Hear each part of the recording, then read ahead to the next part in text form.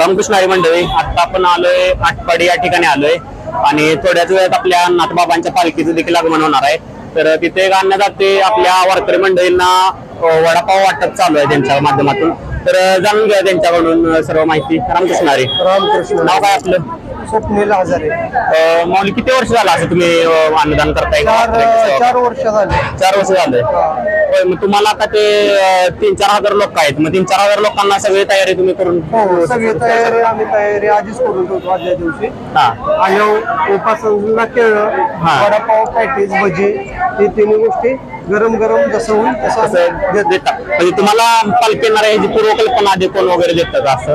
हा, पालखी येणार आहे असं म्हणजे त्यांना आम्ही कॉल करतो. म्हणजे हा, तुमचा कधी दिवस आहे त्या दिवशी फुल गर्दी असते, 5000 पर्यंत पब्लिक असतं. आम्ही त्या दिवशी तयारी करतो. म्हणजे 5000 लोकांना नाश्ता पुरेल इतका नाश्ता आपण बनवतो. तर नक्कीच तुम्हाला या वारकऱ्यांच्या चेहऱ्यावरला जो आनंद आहे तो बघून तुम्हाला काय वाटतं की बाबा तुम्ही इतकी सेवा करताय? खूप छान वाटतं. हे आजचा दिवस आनंदाचा दिवसच आहे. एवढा कंटाळ येतो तरी पण घरी जाऊन शांत वाटतं. नक्कीच आज तुमच्या आटपाडी नगरीमध्ये आज पालखीचं आगमन होतंय, तर तुमच्या आटपाडीतलं वातावरण कसं असतं आजच्या दिवशी? आटपाडीचं वातावरण खूप छान असतं. तुम्ही बघायला गेलं तर तुम्ही तडोळ्यापासून जे आटपाडीच्या पोलीस स्टेशन चौकापर्यंत प्रत्येक ठिकाणी काही ना काही तर करतात.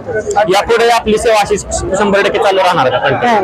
जोपर्यंत आम्ही आहे तोपर्यंत कंटिन्यू सेवा चालू राहणार. बघा मंडळी, माणसं कित्येक वर्ष आलं नाथबाबांची सेवा करतायत, वारकऱ्यांची सेवा करतायत. यापुढे यांनी सांगितलं की यापुढे देखील ह्यांची वारकऱ्यांची सेवा अशीच जोपर्यंत आहे तोपर्यंत आहे अशी चालू राहणार आहे.